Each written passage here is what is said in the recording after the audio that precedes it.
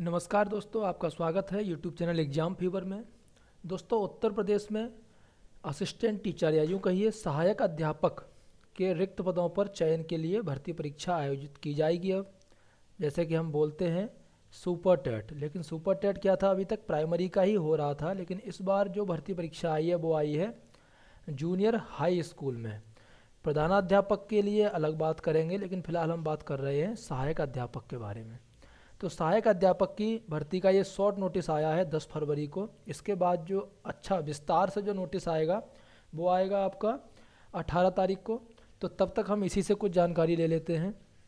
तो सबसे पहली बात तो है कि यूपी में काफ़ी समय के बाद भर्ती आई है 69,000 के बाद, और इसमें टोटल जो पदों की संख्या है वो है 1894, लगभग 1900 पद हैं।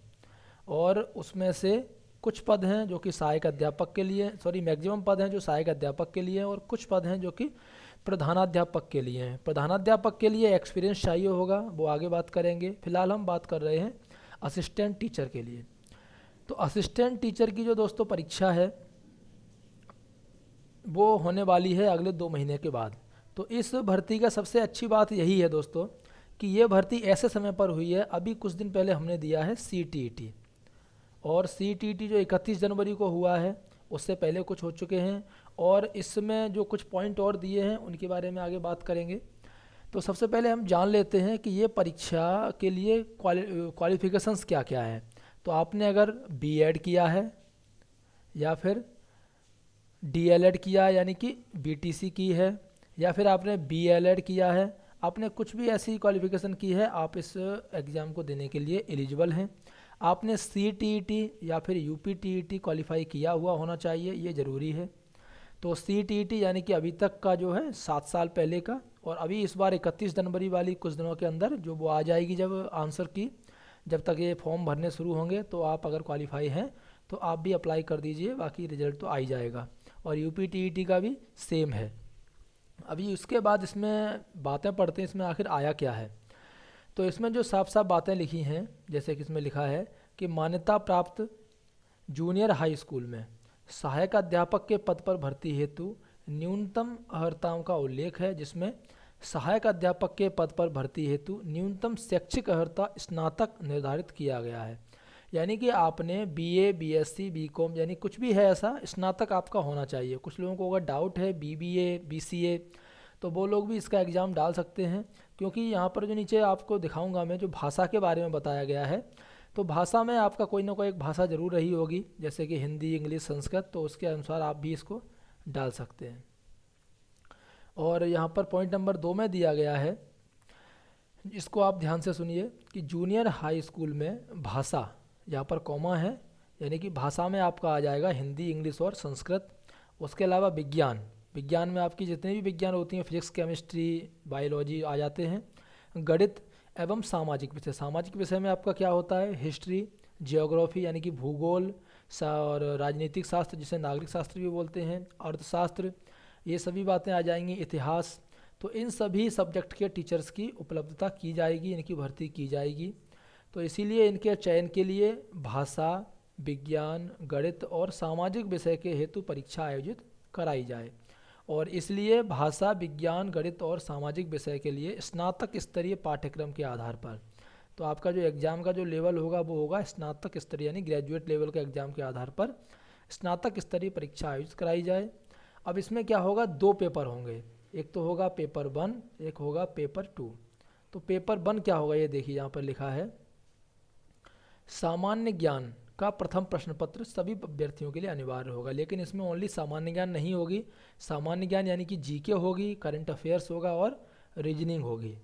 और उसके अलावा दूसरा जो पेपर होगा वो या तो होगा भाषा, या फिर सामान्य अध्ययन, या फिर विज्ञान और गणित। विज्ञान गणित एक में ही काउंट हो जाएगा। अब इसमें क्या होता है दोस्तों, आपको जो भी एक सब्जेक्ट चूज करना है वो आप चूज कर लीजिए, और उसी से संबंधित 100 क्वेश्चन आएंगे सेकंड पेपर में। भाषा में आपके पास या तो संस्कृत लेनी है, या हिंदी, या फिर अंग्रेजी, इसका पेपर रहेगा। या फिर सामाजिक अध्ययन में से आप इतिहास, नागरिक शास्त्र, वो आगे सिलेबस के अनुसार मैं आपको बताऊंगा। और विज्ञान और गणित का भी आगे सिलेबस दिया गया है। सिलेबस को हम अगले वीडियो में भी कंप्लीट कर लेंगे, फिलहाल मैं आपको दिखा दूंगा।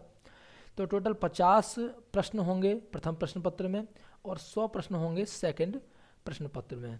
ये हो गई बात असिस्टेंट टीचर के लिए। एलिजिबिलिटी कौन कौन है वो भी मैंने आपको बता दिया। आप ग्रेजुएट होने चाहिए, BA, BSc, BCom, BBA, BCA कुछ भी हो, बीटेक, और आपने बीएड किया हुआ होना चाहिए या फिर बीटीसी की हुई होनी चाहिए यूपी में। और उसके अलावा आप किसी भी स्टेट के रहने वाले हैं। फ़िलहाल अभी तक ऐसा कुछ भी लिखा नहीं है इसमें मूल निवास के बारे में, आगे जो विस्तार से नोटिफिकेशन आएगा उसके बाद मैं आपको बताऊंगा।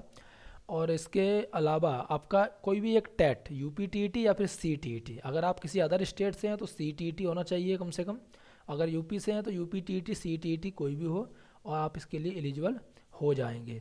अभी आपको दिखाई देता हूँ मैं इसमें जो आगे और भी चीज़ें हैं, जैसे कि इसमें दिया गया है। यहाँ पर जो और बातें दी गई हैं आप इसका स्क्रीनशॉट ले सकते हैं और देख सकते हैं जो और बातें। अब यहाँ पर अगर सिलेबस की बात करें तो सिलेबस में अगली वीडियो में फिर से कवर करूँगा। यहाँ पर आप देख सकते हैं ये पीडीएफ है, ये पीडीएफ आपको मेरे टेलीग्राम चैनल पर भी मिल जाएगी। तो सामान्य ज्ञान, समसामयिकी आएगा, हिंदी। अभी यहाँ पर आपको जो भाषा है, भाषा में से कोई एक चूज करना है, हिंदी, इंग्लिश या फिर संस्कृत। उसी तरीके से सामाजिक अध्ययन में आप देख सकते हैं कि सामाजिक अध्ययन में जो इतिहास, नागरिक शास्त्र और जो सभी सब्जेक्ट हैं वो एक ही पेपर में आएंगे। अगर आपको लेना है तो आप सिंपल ये नहीं ले सकते हैं कि इतिहास लेना है या वो लेना है, तो इस तरीके से आपको ये क्वेश्चंस करने होंगे। अभी फ़िलहाल हम सिलेबस को अगले वीडियो में देखेंगे। इसके बारे में अगर आपको कोई और डाउट है तो आप यहाँ पर पूछ सकते हैं कमेंट करके भी, जिससे कि मैं आपको इसका आंसर बता दूंगा। बस आपको सबसे ज़्यादा जानकारी की बात ये थी कि अभी तक इसका जो नोटिफिकेशन है वो अभी तक आया नहीं है। वो नोटिफिकेशन आपको आगे कुछ दिनों के बाद मिल जाएगा, 18 तारीख को। तो विस्तार से नोटिफिकेशन पढ़ने के बाद ही आप फॉर्म को भरेंगे। फिलहाल आप इतना जान लीजिए कि अगर जो 31 जनवरी को जिन लोगों ने पेपर दिया है सीटीईटी का, अगर उनका भी आंसर की आ जाती है, अभी तक इसके फॉर्म भरने तक आई जाएगी, तो उसके बाद आप अगर क्वालिफाई हैं तो उस सीटीईटी के बेस पर भी इसमें फॉर्म डाल दीजिए, जिससे कि आपको मालूम चल जाएगा। और सबसे अच्छी बात है इस परीक्षा की कि ये परीक्षा सिर्फ एक ही परीक्षा, यानी कि इसमें इंटरव्यू है ऐसी कोई परीक्षा नहीं है, और हाई स्कूल के लेवल का एग्ज़ाम है। ज़्यादातर अगर आप कहीं और भी एग्ज़ाम देंगे तो आपको इंटरव्यू वगैरह देना पड़ेगा। तो इस मौके को मत छोड़िए। टोटल जो भर्तियां हैं 1500 भर्ती हैं लगभग, उन भर्तियों को आप जल्दी से जल्दी कोशिश कीजिए। और 2 महीने का टाइम है आपके पास, एग्ज़ाम जो होगा वो मई में होगा, तो तब तक आप इसको पूरी तरीके से तैयारी कर लीजिए। आगे मैं आपको बता देता हूँ कि इसका जो पूरा का पूरा प्रोग्राम क्या है, कि कब इसके फॉर्म निकलेंगे, कब इसका एग्ज़ाम होगा। जैसे कि यहाँ पर देखिए, विज्ञापन का जो प्रकाशन होगा विस्तार से वो होगा 18 फरवरी 2021 को, और ऑनलाइन आवेदन आपके शुरू हो जाएंगे 22 फरवरी से। रजिस्ट्रेशन की अंतिम तिथि है 8 मार्च तक, तो 22 से लेकर के 8 मार्च तक आपको फॉर्म भर देना है। जल्दी करिए, कोशिश की जल्दी से भर दें, क्योंकि फरवरी 28 तारीख तक होगी। आवेदन शुल्क 9 मार्च तक जमा कर सकते हैं, और उसके बाद जो आवेदकों की संख्या की सूचना वगैरह ये सब 10 मार्च तक उनका प्रोसीजर चलता रहेगा। अब अगर इसके बाद एग्ज़ाम की बात करें कि एग्ज़ाम कब है, कब आपके कॉल लेटर वगैरह आएंगे, तो ये भी आगे दिया हुआ है। जैसे कि यहाँ पर दिखा है, प्रवेश पत्र वेबसाइट पर लोड करने की तिथि है वो है 5 अप्रैल। तो ये जो तिथि है इसे आप फिक्स मत मानिए, लेकिन लगभग है। इन्होंने जो प्लान किया है तो आप देख सकते हैं कि फरवरी के बाद मार्च अप्रैल 2 महीने के अंदर आ जाएंगे आपके एडमिट कार्ड, और उसके बाद 11 अप्रैल को है परीक्षा की तिथि। और परीक्षा की तिथि का समय क्या है, सुबह 9 से लेकर के 11:30 बजे तक 2.5 घंटे का पेपर होगा, एक साथ ही पेपर हो जाएगा। प्रधानाध्यापक के लिए 1 बजे से 3:30 बजे तक होगा, और दूसरे प्रश्न पत्र का समय है 4:30 से 5:30। तो इस तरीके से आपका पूरा का पूरा जो एग्ज़ाम का शेड्यूल है वो भी आपके सामने दिया गया है। अभी यहाँ पर एक सबसे जो महत्वपूर्ण बात दी गई है जो कि आपको बताने के लिए ज़रूरी है, तो इसमें क्या दिया गया है, यूपी टीईटी के बारे में कुछ बातें दी गई हैं। वो बात क्या दी गई है कि अभी तक जो हम लोग सोच रहे थे कि यूपी टीईटी जो कि अभी कुछ ही दिनों में हो जाएगा, लेकिन यहाँ पर कुछ बातें दी गई हैं जिसके अनुसार हमें लगता है कि यूपी टीईटी में अभी टाइम लगेगा। अब देखिए यहाँ पर क्या लिखा है, बिंदु संख्या 8 के संबंध में अवगत कराना है कि भर्ती परीक्षा का आयोजन प्राथमिकता के आधार पर पहले करा लिया जाए, उसके बाद टीईटी परीक्षा 2020 का आयोजन किया जाए। यानी कि यूपी टीईटी से ज़्यादा प्रायोरिटी इसको दी जाए, पहले इस भर्ती परीक्षा का आयोजन किया जाए, उसके बाद ही यूपी टीईटी का आयोजन होगा। यहाँ से यही मालूम चल रहा है, बाकी विस्तार से जो नोटिफिकेशन आएगा उसमें से पूरी जानकारी मिलेगी। तो आप जो सिलेबस है उसे आप अगले वीडियो में अच्छे से समझ सकते हैं। सिलेबस आपको मैं उपलब्ध करा दूंगा, पीडीएफ भी आपको मिल जाएगी। वीडियो आपको कैसा लगा कमेंट करके ज़रूर बताएं।